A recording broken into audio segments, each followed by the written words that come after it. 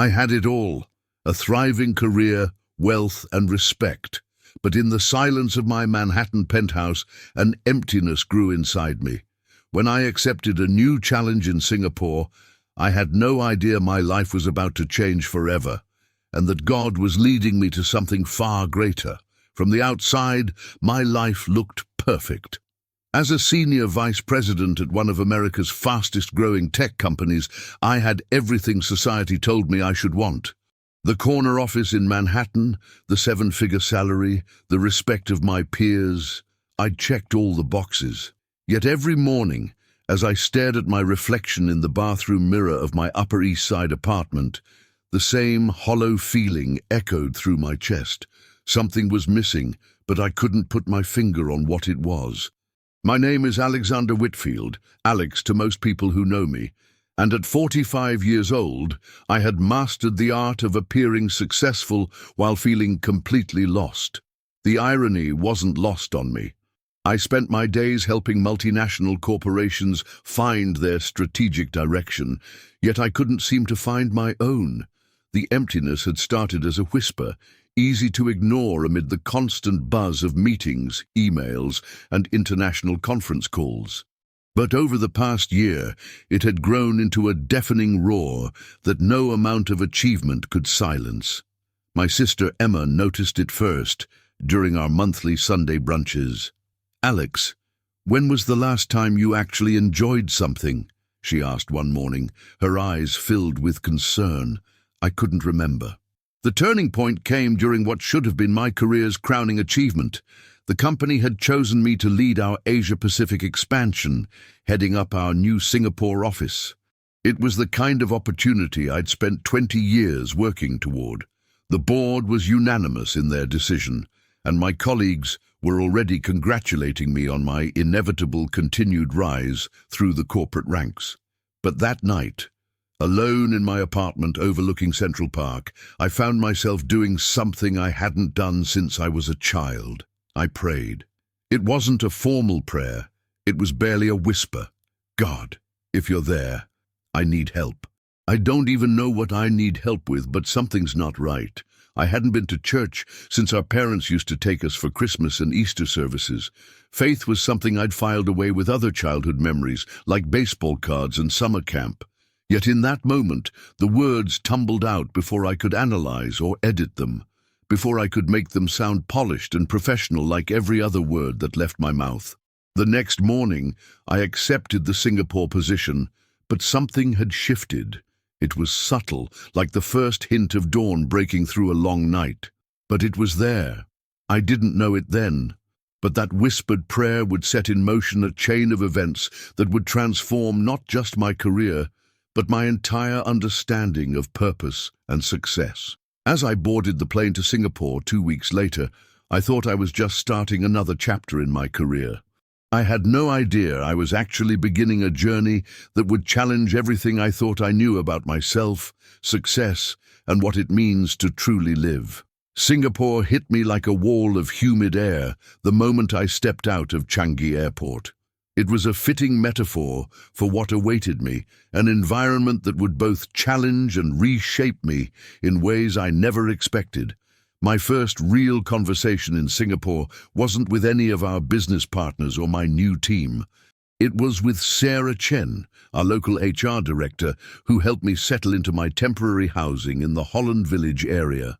There was something different about Sarah, a quiet confidence that didn't stem from corporate achievements or status. During our lunch at a local hawker center, she mentioned her church community so naturally that it caught me off guard. In New York, faith was something people kept private, if they had it at all. Back in the States, my former mentor, Jim Wellington, had always told me that leadership was about having all the answers. But as I navigated this new cultural landscape, I found myself with more questions than answers. The pristine skyscrapers of Singapore's business district felt familiar, but everything else, the temples next to shopping malls, the mix of languages, the emphasis on community over individuality, challenged my Western paradigms.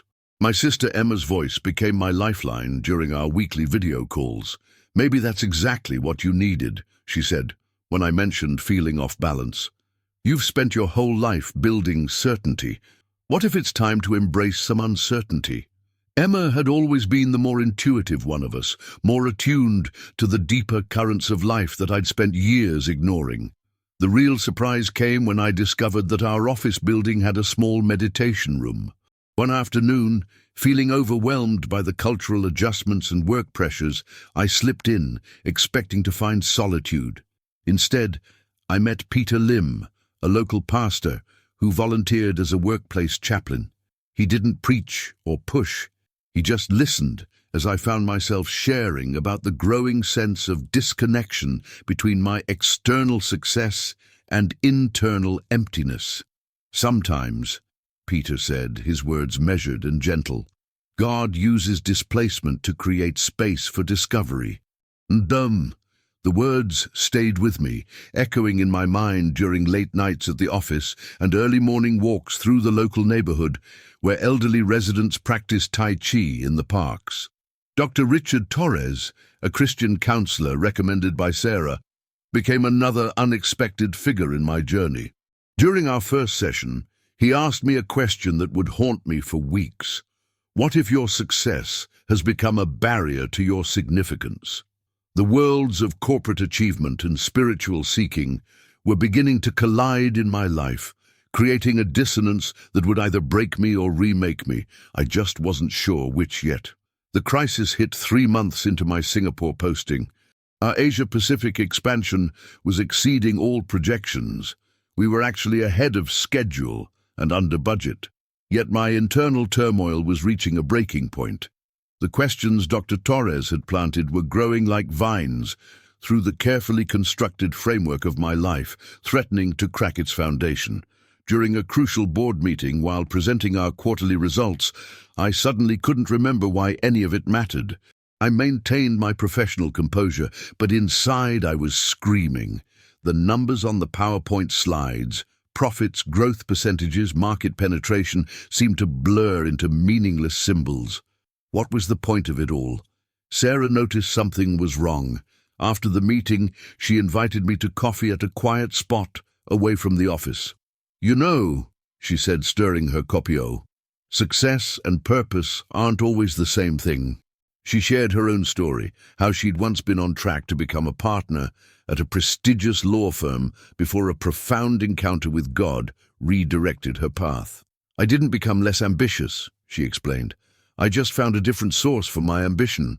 My conversations with Peter Lim became more frequent, though I tried to frame them as professional networking. He saw through the pretense, but played along. During one particularly difficult week, when a major deal was threatening to fall apart, he asked me a question that kept me awake for nights. If you achieve everything you're working toward, will it be enough?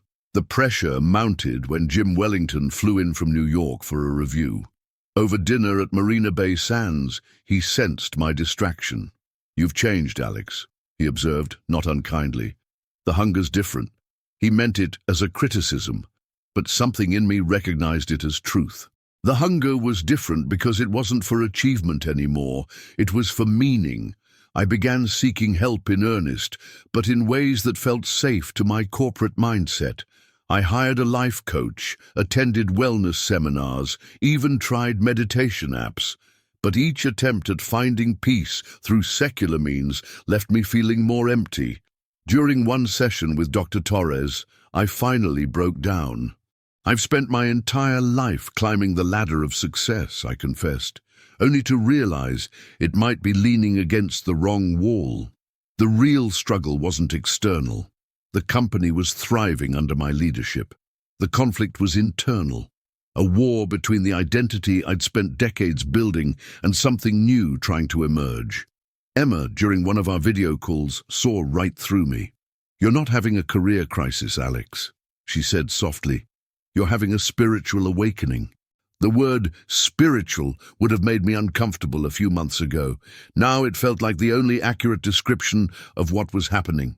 But acknowledging this truth brought its own challenges. How could I reconcile my role as a hard-driving corporate executive with this growing hunger for spiritual depth? Would pursuing this path mean leaving behind everything I'd built?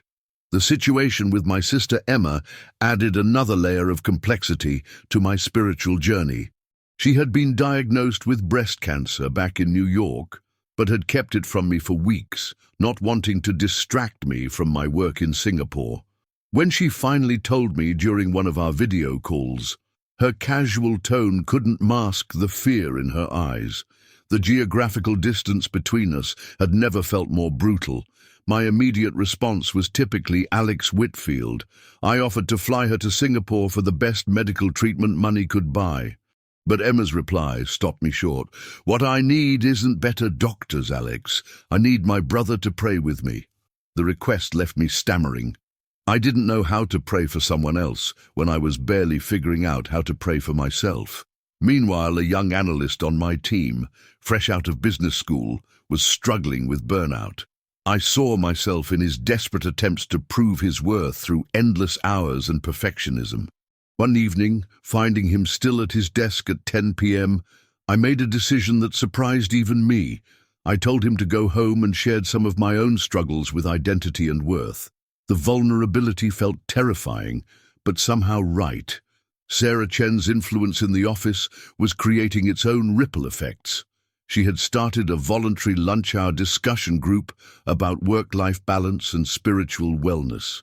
Initially, I avoided it, worried about maintaining professional boundaries. But I couldn't help noticing how those who attended seemed more centered, more purposeful in their work. The most unexpected subplot emerged through my regular conversations with Peter Lim. He mentioned a community outreach program his church ran for migrant workers in Singapore.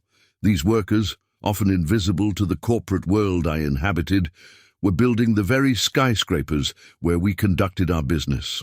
Something about their situation resonated deeply with my own sense of displacement and search for meaning. Dr. Torres helped me see how all these threads were connected. "Notice," he said during one session, "how your internal journey is affecting every relationship and role in your life. That's not coincidence, it's integration." The word integration struck a chord.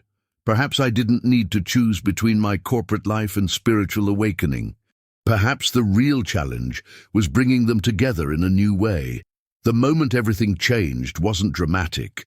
It wasn't during a church service or a spiritual retreat. It happened in the most mundane of places. The meditation room of our office building at 3 a.m. on a Tuesday morning. I'd been struggling with the decision to shut down one of our underperforming divisions, which would mean laying off 30 employees. The numbers made sense, but something deeper felt wrong. I hadn't planned to pray. I just needed a quiet place to think. But sitting there in the dim light, surrounded by the distant hum of the building's air conditioning, I found myself doing something I'd never done before. I admitted complete defeat. "God," I whispered into the empty room, "I don't know how to do this anymore. I don't know how to balance profit and people, success and significance, my old life, and whatever this new thing is you're doing in me. I need more than guidance. I need transformation." The silence that followed was different from any I'd experienced before. It wasn't empty. It was filled with something I can only describe as presence.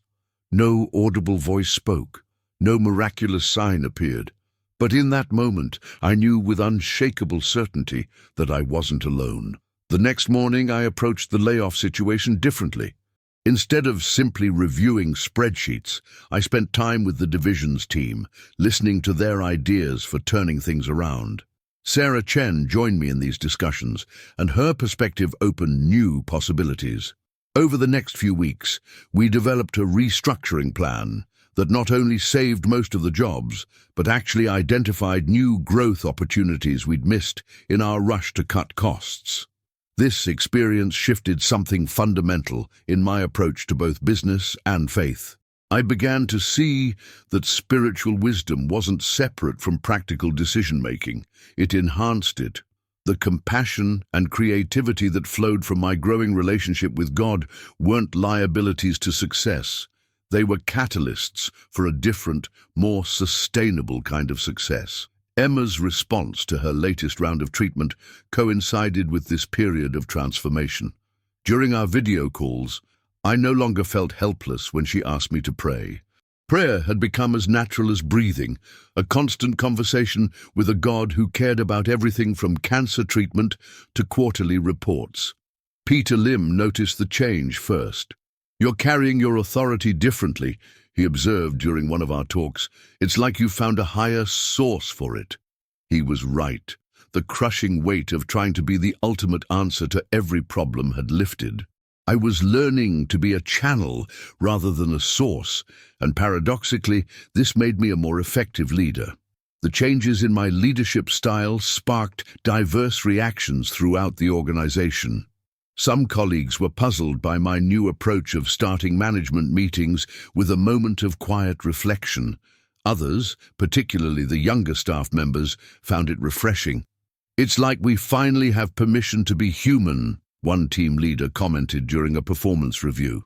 Jim Wellington flew in from New York again, this time concerned about reports that I was going soft. Our dinner conversation at a rooftop restaurant overlooking Marina Bay turned unexpectedly personal. "I hardly recognize you anymore, Alex," he said, watching me decline a third glass of wine. "But I have to admit, your division's numbers are better than ever." He was right. Our employee retention had improved dramatically, and with it, our productivity. The restructured division that we'd almost shut down was now pioneering innovative approaches to market challenges. Sarah Chen helped me understand why. When people feel valued as whole human beings, not just corporate assets, they bring their whole selves to work. The most profound consequences were personal. Emma's doctors were amazed by her response to treatment. During one of our video calls, she smiled through happy tears. "You know what the biggest miracle is?" she said. "It's not just the improved test results. It's having my brother back. The real you, not the corporate robot version." My involvement with Peter's migrant worker ministry led to an unexpected corporate initiative. After spending several Saturdays working alongside construction workers and hearing their stories, I spearheaded a company-wide review of our contractors' labor practices. The board was initially skeptical, but the resulting policy changes not only improved workers' conditions, but also enhanced our company's reputation in the region. Dr. Torres observed that my questions during our sessions had shifted from "How do I fix this?" to "What is God doing here?" This new perspective transformed how I handled challenges. When a major project faced significant delays due to regulatory issues, instead of pushing harder and demanding more hours from the team, I found myself creating space for reflection and creative problem-solving. The real test of my transformation came during our company's biggest crisis in Asia. A competitor leaked damaging information about our product development process to the press, causing our stock to plummet and partners to question their relationships with us. In my old life, I would have launched an aggressive counterattack, probably involving expensive litigation and a massive PR campaign. Instead, I gathered our leadership team for a day of honest reflection.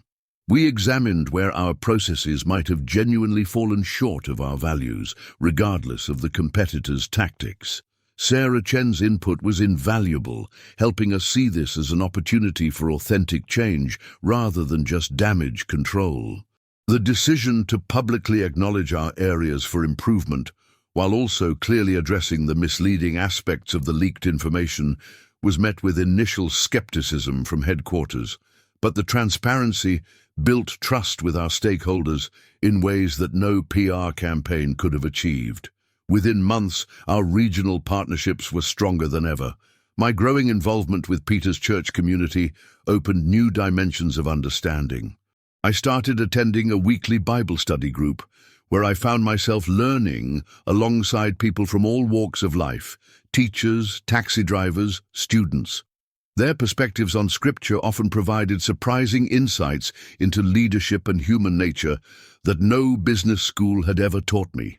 Emma's recovery continued to progress, and during her first visit to Singapore, she joined me at church. Watching her worship freely, tears streaming down her face, I realized how much my own healing had been tied to hers. "You know," she said afterward over lunch, "I prayed for years that you'd find God. I just never expected he'd have to send you halfway around the world to do it." The transformation in my approach to work began influencing other executives. When I shared our experience with value-based decision-making at a regional leadership conference, several CEOs approached me privately to discuss their own struggles with balancing profit and purpose. An informal network began to form, business leaders seeking to integrate faith and leadership in practical ways. Dr. Torres helped me understand that growth wasn't about reaching a destination, but about continuing to open myself to God's work in every situation. "Notice," he said, "how your definition of success has changed." He was right. Success was no longer about personal achievement, but about stewardship, being faithful with the influence and resources God had entrusted to me. As my second year in Singapore drew to a close, several significant events began converging. The board was considering expanding our Asia-Pacific operations significantly, which would mean either extending my stay in Singapore or promoting me to a global role back in New York. Emma's doctors had declared her cancer in remission, and she was increasingly involved in cancer support ministries. The Migrant Worker Initiative had grown into a full-fledged corporate social responsibility program, gaining attention from other multinational companies. During this period, I received an unexpected invitation to speak at a global business forum about integrating spiritual values into corporate leadership. The old Alex would have declined immediately, worried about damaging his professional reputation, but I had learned to recognize God's timing in these moments. Peter Lim's guidance became crucial as I prepared for the forum. "Your story isn't just about personal transformation," he reminded me. "It's about God's power to transform entire systems through one yielded life." The truth of his words was evident in the changes I'd witnessed, from our company culture to the lives of individual employees. Sarah Chen had begun implementing similar values-based leadership programs in other regional offices with remarkable results. Our Singapore office had become a case study in conscious capitalism, attracting attention from business schools and corporate consultants. Yet I knew the real story wasn't about management techniques or corporate spirituality programs. It was about surrender and the unexpected fruit it bears. A week before the business forum, I received two pieces of news that seemed to crystallize everything. First, Emma's doctors confirmed she had been cancer-free for a full year. Second, our board approved a bold new initiative to establish ethical business practices across our entire supply chain, with me leading the global implementation. The convergence felt like divine confirmation of the path I'd been walking. The Global Business Forum was held in Singapore's Marina Bay Sands Convention Centre, with over 2,000 corporate leaders in attendance. As I stood backstage, I felt an overwhelming sense of God's presence.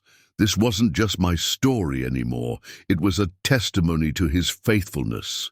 Emma had flown in from New York to be there, along with Jim Wellington, who had made the trip out of what he called professional curiosity. Sarah Chen and Peter Lim sat in the front row, their presence reminding me of how far this journey had taken me. When I walked onto the stage, I set aside my prepared remarks. Instead, I shared the story of that night in the office meditation room when I finally surrendered my need for control. I spoke about finding God in the boardroom and the construction site, in profit margins and prayer meetings. I talked about how true success isn't about climbing higher, but about reaching wider, touching lives, transforming systems, and living for something greater than quarterly results. The response was immediate and profound. You could have heard a pin drop in that massive hall. I saw CEOs wiping away tears, senior executives nodding in recognition of their own hidden struggles. When I shared about Emma's healing journey and how it paralleled my spiritual awakening, she stood up from her seat, radiating joy and strength. But the real miracle happened during the Q&A session. A young executive from Malaysia stood up and asked how he could reconcile his faith with the cutthroat demands of corporate life. Before I could answer, Jim Wellington, my mentor, the epitome of hard-driving corporate success, stood up. "I've known Alex for 15 years, he said, his voice unusually emotional. "I've watched him achieve everything our world defines as success.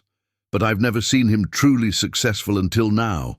Whatever he's found, whatever God has done in him, that's what real leadership looks like. In that moment, looking out at the sea of faces, I saw the fullness of God's plan. My transformation wasn't just for me. The emptiness I'd felt in my Manhattan apartment, the crisis that drove me to my knees in the meditation room, the lessons learned through Emma's illness and recovery, it was all preparation for this larger purpose. The event concluded with something unprecedented at a business forum: spontaneous prayer. Small groups formed throughout the hall, corporate leaders praying with and for each other. The barriers between business and faith, between profit and purpose, between success and significance, were dissolving before my eyes. 3 years have passed since that transformative day at the business forum. Our company's ethical business initiative has become a model for corporate responsibility in Asia, not just because it's morally right, but because it works. Profits have increased alongside our commitment to purpose, proving that success and significance can coexist. Emma's Cancer Support Ministry has grown into a network spanning multiple countries, connecting survivors with corporate sponsors who fund treatment for those who can't afford it. She often jokes that my spiritual awakening was just God's way of ensuring financial backing for her ministry. Knowing my sister, she's probably right. The meditation room where my journey began has evolved into a full-fledged corporate chaplaincy program, with Peter Lim training other workplace chaplains across the region. Sarah Chen now leads workshops on values-based leadership for multinational companies, helping others bridge the gap between faith and business that I once thought was unbridgeable. Jim Wellington retired last year, but not before launching a mentorship program for young executives focused on ethical leadership and spiritual growth. "You showed me it was possible," he told me at his retirement party. "Now I want to show others." Looking back, I realize that what I thought was a crisis of purpose was actually an invitation to something greater. The empty success I'd achieved in New York wasn't the problem. It was the preparation. God needed me to experience that emptiness, to recognize true fulfillment when I found it. Dr. Torres still meets with me monthly, though our sessions feel more like friendship than therapy now. "Your story," he reminded me recently, "is about more than finding purpose in business. It's about discovering that every aspect of life, career, relationships, challenges, success, can be an expression of God's presence when we surrender it to Him." He's right. The perfect career I thought I had in Manhattan pales in comparison to the adventure of walking with God in the marketplace. The something that was missing wasn't a what, it was a who, and finding Him changed everything. Next month, I'll be relocating to our Hong Kong office to expand our ethical business initiatives across Greater China. Emma's coming too, opening a new branch of her cancer support ministry there. The board sees it as a strategic business move. I see it as God's next step in an ongoing journey of transformation. They say success is a poor teacher, but in my experience, it was success that taught me my greatest lesson, that achievement without purpose is empty, but purpose with God fills everything with meaning. If you're struggling with addiction, questioning your faith, or wondering if God can use you, know that He can transform any life, any workplace, any situation. If this story touched your heart, don't forget to hit that subscribe button and give this video a thumbs up. Share it with someone who needs to hear this message of hope. Have your own story of transformation. Share it in the comments below. Your testimony might be exactly what someone else needs to hear today.